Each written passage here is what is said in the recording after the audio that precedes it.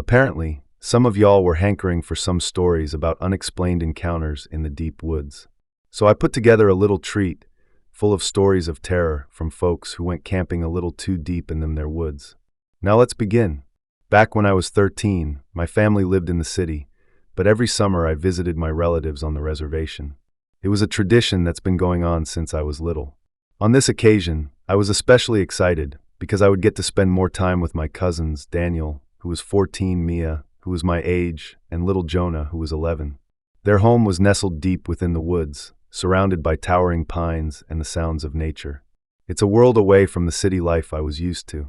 The air was fresh, the nights were quiet, and there was a sense of peace that's hard to find anywhere else.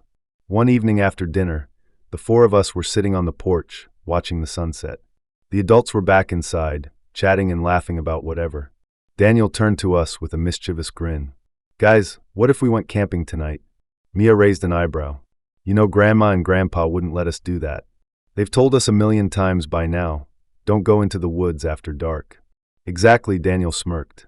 "That's why we won't tell them a thing." I could tell Jonah didn't like the sound of that. "I don't know. What if we get caught?" I was torn. The idea of a nighttime adventure sounded great, but disobeying our family didn't sit right with me. "You know, we could just ask first," I added. Daniel shook his head. "They'll just say no. Come on, it'll be fun. We'll set up a tent, tell stories, and we'll be back before sunrise, before they can even know." Mia glanced at me. "What do you think, Alex?" I was hesitant, but then I thought about how memorable it could be, and at the time the kids my age were all saying YOLO. "All right, I'm in, but we have to be careful." Jonah sighed. "Fine, but if we get in trouble, it's on you, Daniel." We waited until everyone had gone to bed. Around midnight, the house was quiet, except for the soft sounds of our grandparents snoring. We grabbed what we would need and went our way. Sneaking out the back door, we made our way into the woods. The night was clear, and the moon cast a nice glow through the branches. The paths we were used to during the day were now a bit creepy, which was exciting to us.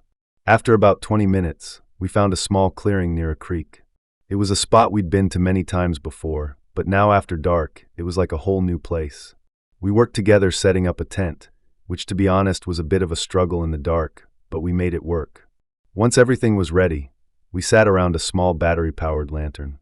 The soft light was enough to illuminate our faces, and the sounds of the forest added to the atmosphere. We could hear crickets and the occasional owl hooting in the distance. "All right, who's got a good story?" Daniel asked, rubbing his hands together. "I do," Mia exclaimed. "Have you guys heard about the raven mocker?" Jonah shuddered. "Oh, I don't like that one." "Too bad," she teased. "So the raven mocker, it's this evil spirit that steals the hearts of the sick and dying to add years to its own life. It's said it can appear as a raven or take on human form, but only medicine men can see it." "That's creepy," I admitted. Daniel leaned in. "Well, how about this one? It's even scarier. Have you ever heard of the deer woman?" Mia rolled her eyes. "Daniel, you know that's just a story to keep kids from wandering off." "Whatever. They say she appears as a beautiful woman to lure people into the woods, but once you're deep enough, she reveals her true form, hooves for feet and the face of a stag." Jonah looked genuinely frightened. "Can we talk about something else?" I decided to lighten the mood. "How about the legend of star people? They're benevolent beings. They say they came from the sky to teach our ancestors wisdom and knowledge." "That's not scary," Daniel objected. "Exactly," I smiled. "Maybe we've already had enough of these spooky stories." But Daniel wasn't done. He glanced around and lowered his voice. "You know, Grandpa told me something once. Something he said was true." Mia gave him a wary look. "What are you talking about?" He paused for effect. "He said that when he was our age, he encountered a skinwalker." Instantly, the atmosphere changed. We all knew about skinwalkers, witches who could transform into animals using dark magic for evil purposes. It's a subject the elders rarely discuss, and when they do, it's with a sense of dread. "Daniel, I don't think we should talk about that," Mia whispered. "Come on, it's just a story." Jonah hugged his knees. Maybe we should listen to Mia. But now I was curious. What did Grandpa say? Daniel took a deep breath. He said that one night, he was out late helping his father gather wood. They got separated somehow at one point, and as he was searching, he saw a coyote standing on two legs, and it was staring at him. At first, Grandpa thought his eyes were playing tricks on him, but then it began to walk towards him, its body twisting and contorting. "Stop it," Mia pleaded, but Daniel ignored her, continuing on. He froze, too scared to move. The coyote had the face of a man stretched over its skull. It whispered his name in a voice that was not human. Grandpa ran as fast as he could back home, and when he told his father, they performed a ceremony to protect him. Silence fell over us. Even the forest seemed to have gone more quiet, like it was listening with bated breath to his story. I felt a chill. Why would you tell that story? Mia snapped, clearly upset. It's just a tale, Daniel said, though he looked a bit uneasy himself. Jonah's eyes were wide. Do you think they're real? I didn't know what to say. Part of me wanted to dismiss it as superstition, but another part remembered the warnings from our elders. I think we should just go to sleep, I finally said. We agreed and crawled into the tent. It was a tight fit, but we didn't mind. Being close felt safer somehow at that moment. I lay there staring up at the tent's fabric. Shadows from the trees outside started to creep me out. It was hard to go to sleep. Every little sound outside startled me. Hours seemed to pass. I glanced at my watch, 3:15 a.m., still dark. I was starting to drift off at last when I heard it. A soft shuffling noise, like someone dragging their feet through the underbrush. I held my breath, straining to listen. There was again, closer this time. Did you guys hear that? I whispered. Mia turned over and looked at me. Hear what? SHHHH, Daniel hissed. Listen. The shuffling grew louder, accompanied by a faint wheezing, like labored breathing. Then Jonah sat up, his eyes wide with terror. What is that? He mouthed. Daniel reached for his flashlight, hands shaking. He gestured for us to stay quiet. Slowly he unzipped a small part of the tent flap, just enough to peek outside. We crowded around, each of us trying to see without making any noise. The flashlight beam cut through the dark, bringing light to the trees. At first we saw nothing, but then there was a movement. Emerging from behind a tree was a figure unlike anything I'd ever seen. It had the body of a coyote, but grotesquely distorted. Limbs stretched too long, patches of fur missing, skin pulled tightly over the bones. But the head was the worst, the most horrifying part. It was like the flesh of a human face had been yanked over a coyote skull and left there, eyes sunken deep with a faint glow, mouth hanging open in a silent scream. The creature moved in a jerky, unnatural way, circling our camp. Its wheezing breaths echoed in the stillness. It didn't seem aware of us, thankfully. But it was searching for something, head twitching about from side to side. Mia covered her mouth to stop a scream. Jonah gripped my arm so tight, even he heard me. Daniel slowly lowered the flap and turned off the light. We retreated to the back of the tent, hearts pounding. What do we do? I whispered. Stay quiet, Daniel replied. Maybe it'll go away. We sat there, huddled closely together, listening as the creature continued to circle us. We waited for the longest time, the wheezing breaths drawing closer and closer, right outside the tent. Help me! A raspy voice whispered from outside. I felt a surge of terror. It was mimicking human speech, but the speech was distorted and unnatural. Please help me! Jonah began to cry softly. Mia held his hand, her own eyes brimming with tears. Don't respond, Daniel mouthed. The creature pressed against the tent fabric, so close we could see its shadow looming over us. Its smell was overwhelming, decay mixed with something like sulfur. Why won't you help me? It whispered, the voice barely more than a breath. I closed my eyes hard, silently praying for it to leave. The wheezing continued for what felt like ages. Then suddenly the sounds began to fade, the shuffling moved away, the wheezing grew distant, and eventually, the forest returned to its natural symphony of nocturnal creatures. And yet, we didn't move. None of us dared to speak or even breathe too loudly. Dawn was still a couple of hours away, but the thought of stepping outside was terrifying. Do you think it's gone? Mia finally whispered. I don't know, Daniel swallowed. We should wait until sunrise. We sat there, backs against the wall, fighting exhaustion. Sleep was impossible. Every so often we'd hear a distant sound and tense right back up, but the creature didn't return. As the first light of dawn broke through the trees, we felt a collective relief. The darkness had been our enemy, but daylight brought safety, or at the very least, the illusion of it. Let's pack up and go, I suggested. Slowly we stuffed our sleeping bags into our backpacks, not bothering to fold anything properly. Exiting the tent, we looked around, slowly and cautiously. The clearing looked innocent enough in the morning light, but the memory of the night's terror lingered. Should we take the tent down? Jonah asked. Leave it, Daniel said. We can come back for it later. We then made our way back home. The journey back felt way longer than before. When we finally exited the woods and approached the house, we saw our grandparents and parents waiting on the porch for us. Their faces had a mix of anger and worry on them. "Where have you been?" Grandma demanded. Her hands were on her hips. Daniel looked down and replied, We went camping after we explicitly told you not to." Grandpa's voice was stern. Mia stepped forward. "We're sorry. We just thought it would be an adventure." Our parents ushered us inside. As we were seated around the kitchen table, Grandpa looked at each of us intently. "Did anything happen out there?" he asked. We looked at each other and finally I spoke up. "Yes, sir. We saw something that we can't really explain." Grandma sighed. "We warned you for a reason." "What did you see?" Grandpa pressed. Sounded like he already knew what we were going to say. Daniel began to describe the creature we saw in detail. The distorted body, human-like face, the wheezing and the voice. Eventually Grandpa nodded. "It's as I feared." "Was that a skinwalker?" Jonah asked timidly. Grandpa shot him a look so quick. Jonah winced. "Do not speak of it. Yes, and I'll say this once, it is what our people call Yinaloshi. They are witches who have chosen to embrace darkness, capable of taking the form of animals to harm others." "Why didn't you tell us before?" Mia asked, her voice shaking. "Because speaking of them can draw their attention," Grandma said softly. "We did not want to scare you, but we also hoped you would respect our warnings." Our parents performed a cleansing ceremony that afternoon. Sage smoke filled the house as they chanted prayers for protection. The atmosphere was solemn, but I felt a weight finally lifting off my shoulders. We were grounded for the rest of the stay, which was fine by me. None of us had any desire or plans to venture into those woods again, at least not for a long time. That night I found myself staring out the window, scared but also wondering if I would see those eyes again peering back at me. On my last day, Grandpa sat with me on the porch. "You've learned a hard lesson," he said gently. "I'm sorry we disobeyed. I apologized." He placed a hand on my shoulder.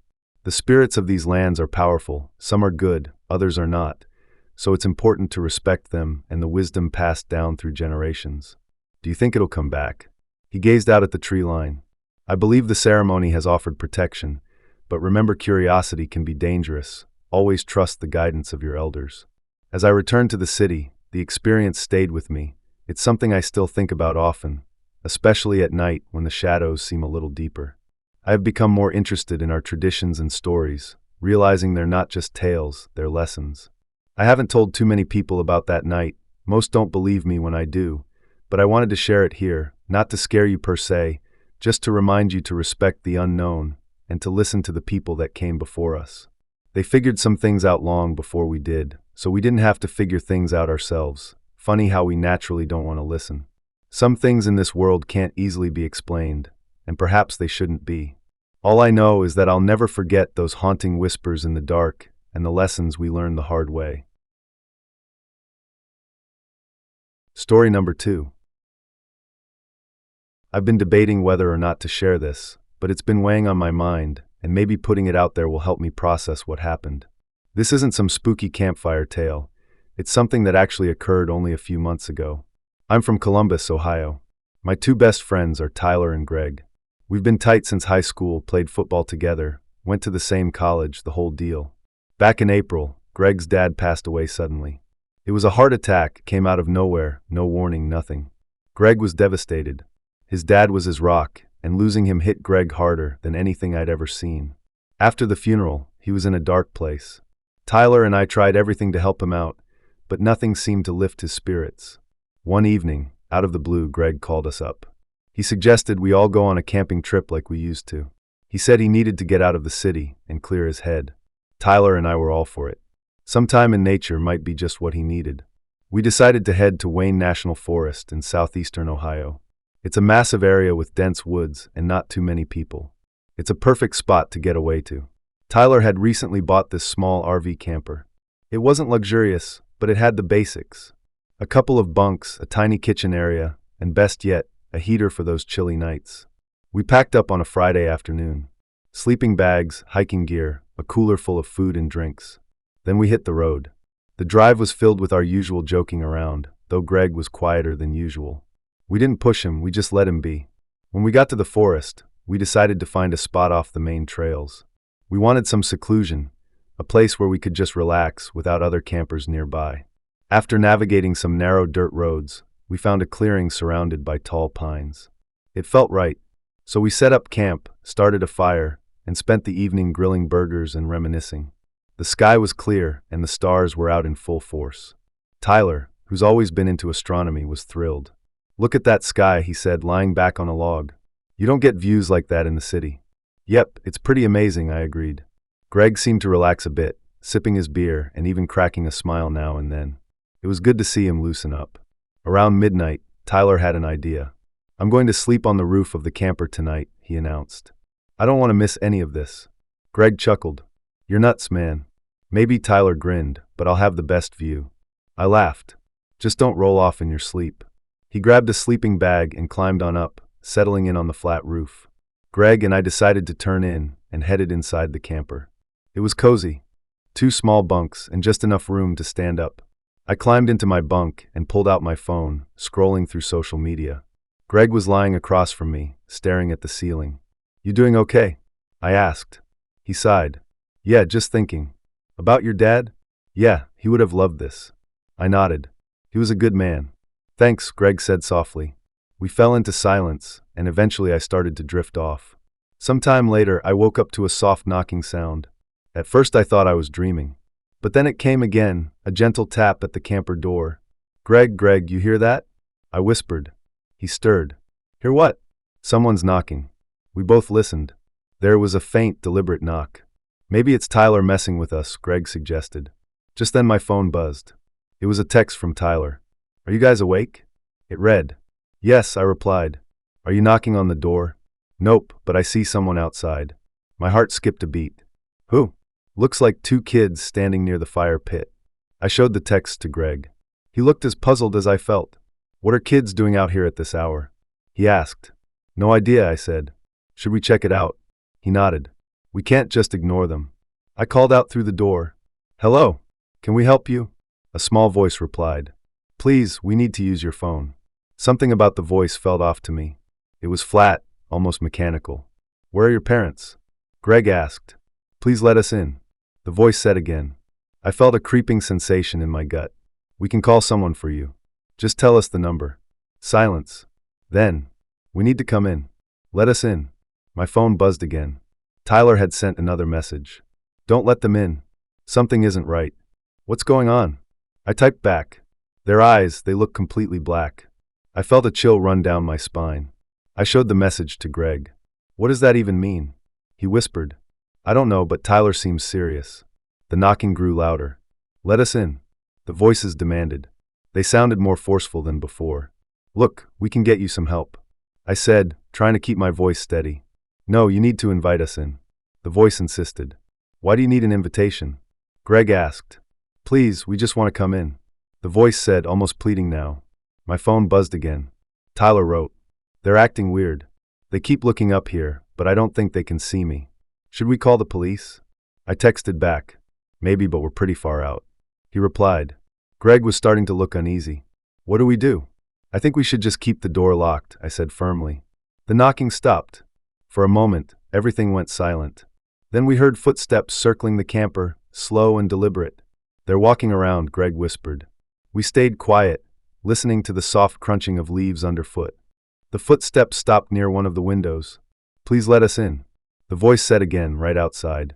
I peered through the curtain, but couldn't see much. Just a small figure standing close to the window. "Why won't you let us in?" the voice asked, sounding desperate. I didn't know what to reply. My mind was reeling. Then from above, we heard a soft thump. Tyler texted. "Oh my God, they're trying to climb up here." "Be careful," I typed back. He responded. "One of them said something weird. I swear it sounded like, 'Your friends won't help you.'" I showed the message to Greg. "This is getting creepy." "Agreed," he said. "Maybe we need to regroup." "Good idea." We decided to bring Tyler inside. I mustered up some courage and opened the door just enough to stick my head out. "Tyler," I whispered loudly. "Get down here." He carefully climbed down the ladder on the side of the camper. As he reached the ground, we heard one of the voices. "Now you've made a mistake." We quickly got inside and locked the door behind us. "What the heck is going on?" Greg asked. "I don't know," Tyler said, catching his breath. "But those kids, their eyes are pitch black, no whites, no iris, nothing." "That's impossible," I said. "Well, I saw it," he insisted. We sat there, the 3 of us, trying to make sense of the situation. "Maybe they're wearing contacts," Greg suggested. "Nowhere," Tyler replied, "just for some prank." My phone buzzed again, an unknown number. The message read, "You cannot hide from us." I showed it to the others. "Did you guys give your numbers out? Our numbers out?" They shook their heads. "How did they get your number?" Greg asked. "I have no idea." The footsteps started again, this time more rapidly, circling the camper. "This is messed up," Tyler said. "We should call the police, right?" Greg asked. I tried to dial 911, but somehow the call would not connect. It didn't make sense. No signal, I guess. I stared at my phone. "Same here," Tyler said, checking his. "Great," Greg muttered. The voices came again, sounding more irritated this time. "This is your last chance. Let us in." "Ignore them," I whispered. We huddled together, hoping they would just go away. Minutes felt like hours as we sat there in silence. Then everything went quiet. The footsteps, the voices, they were gone. "Do you think they left?" Greg wondered. "Maybe," Tyler said skeptically. I peered out the window, but didn't see anybody. "Let's just wait a bit to be sure," I suggested. We stayed put for another half hour, and when there were no further sounds, we started to relax slightly. "Maybe it was just some kind of prank," Greg said, though he didn't sound convinced. "Who would go to that length?" Tyler asked.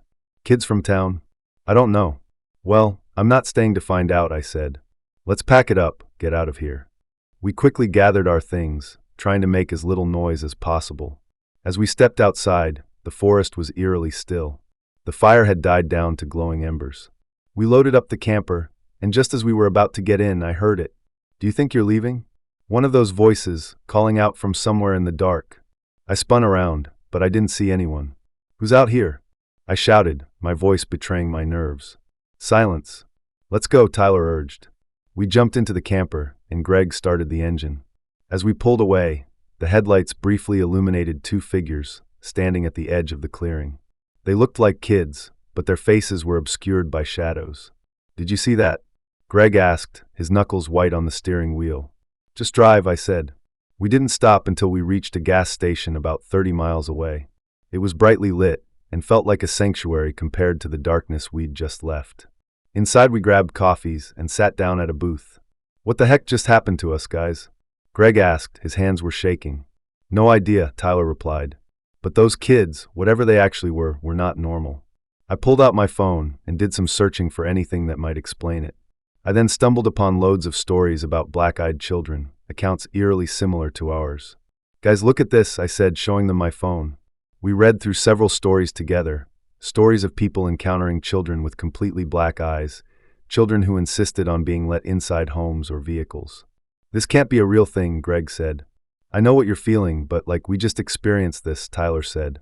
We sat there for a while, processing everything. Eventually we decided to head back home.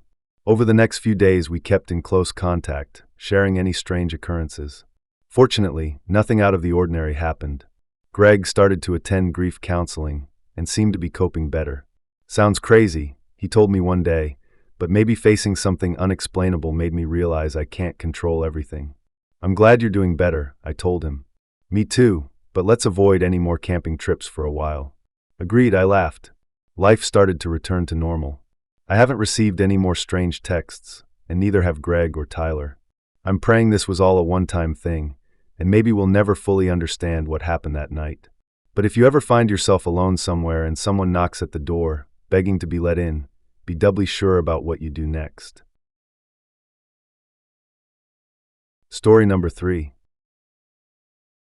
Last summer, my friend Lily and I decided to take a little trip to France. We'd both just graduated from college and wanted to do something a bit more adventurous before diving into the whole career thing.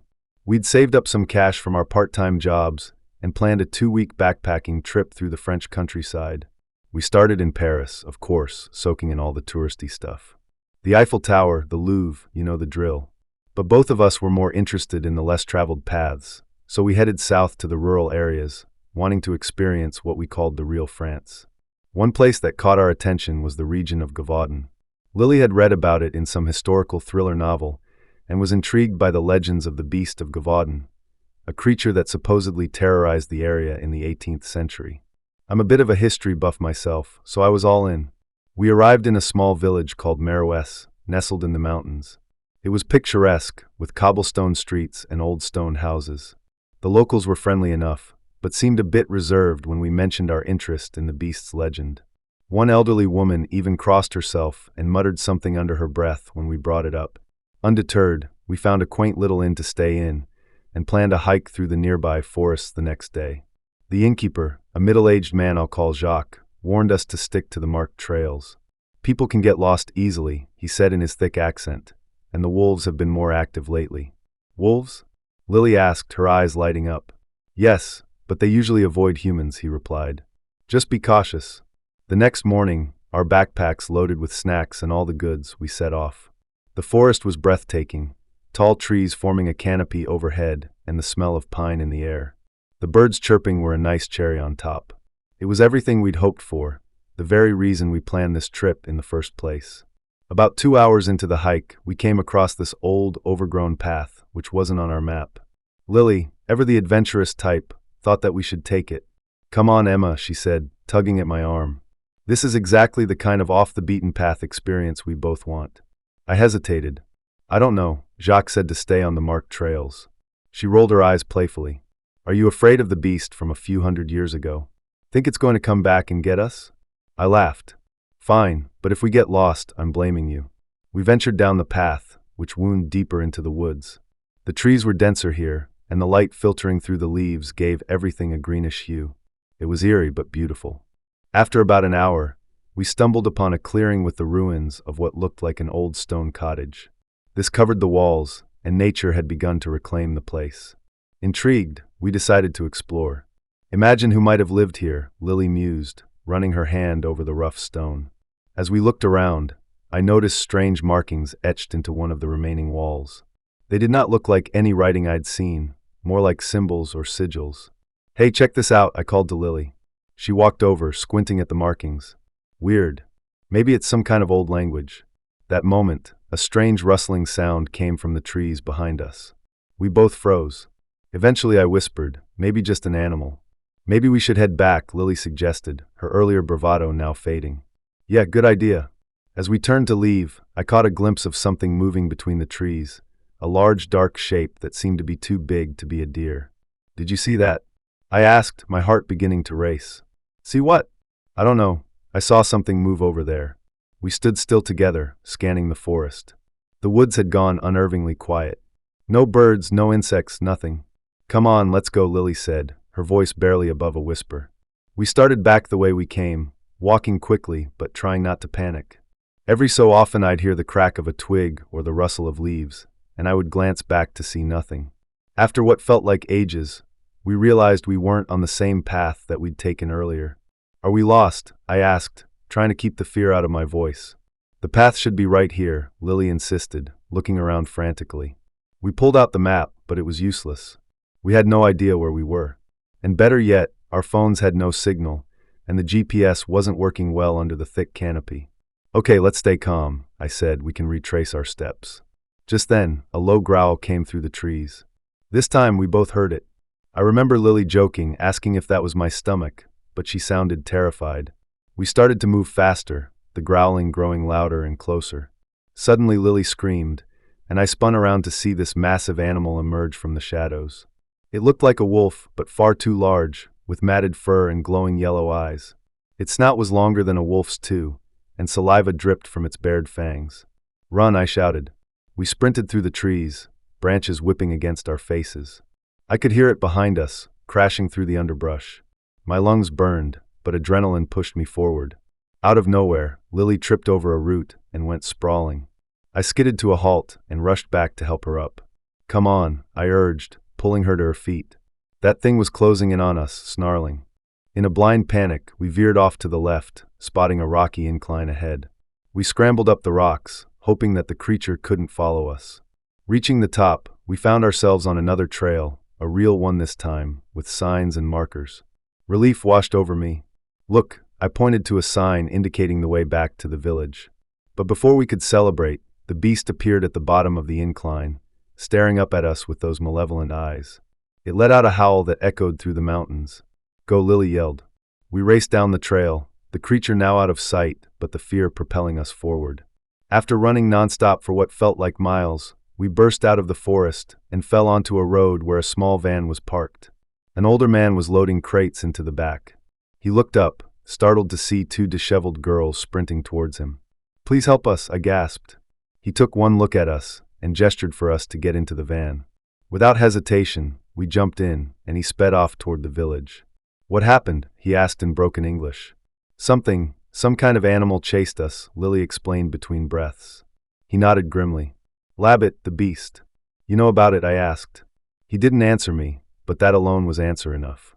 Back in Marrow's, we went straight to the inn. Jacques took one look at us and shook his head. "You went off the trails, didn't you?" he said, not unkindly.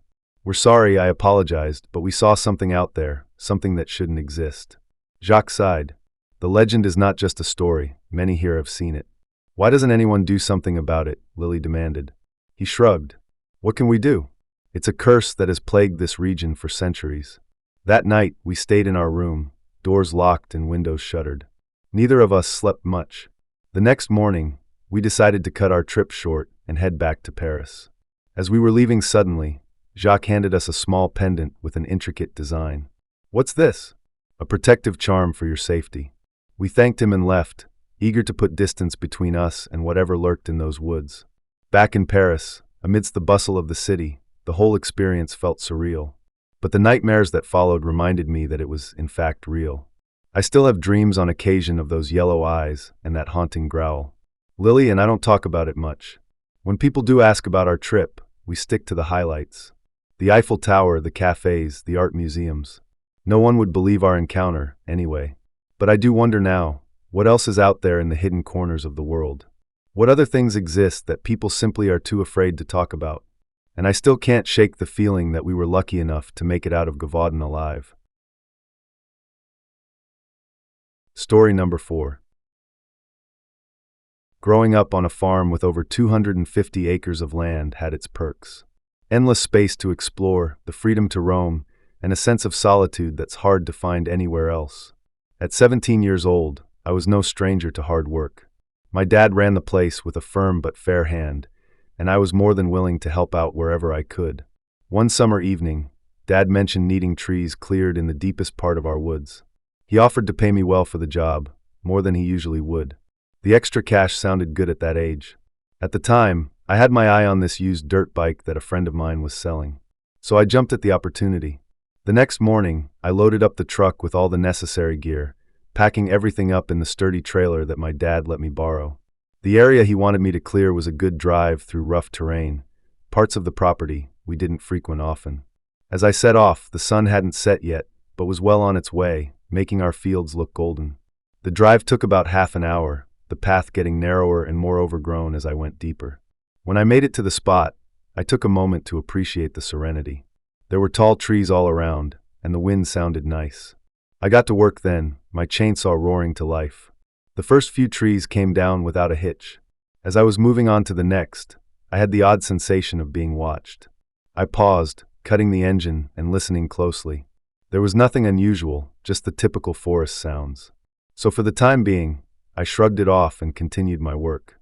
A couple of hours later, while taking a break, I noticed something strange. One of the trees I'd felled earlier was missing. That couldn't be right or possible. Trees don't get up and walk away. I headed over to where it should have been, scratching my head. There was the stump, cleanly cut, but the tree itself was now gone. I looked around, thinking maybe I'd dragged it off and forgotten about it. But no, it was nowhere in sight. A bit unsettled, I decided to chalk it up to me being forgetful and moved on. As the day wore on, little things started to nag at me. Shadows seemed to shift just beyond my line of sight. Once I thought I heard faint laughter, but I assumed it was the wind, because I should have been alone out here completely.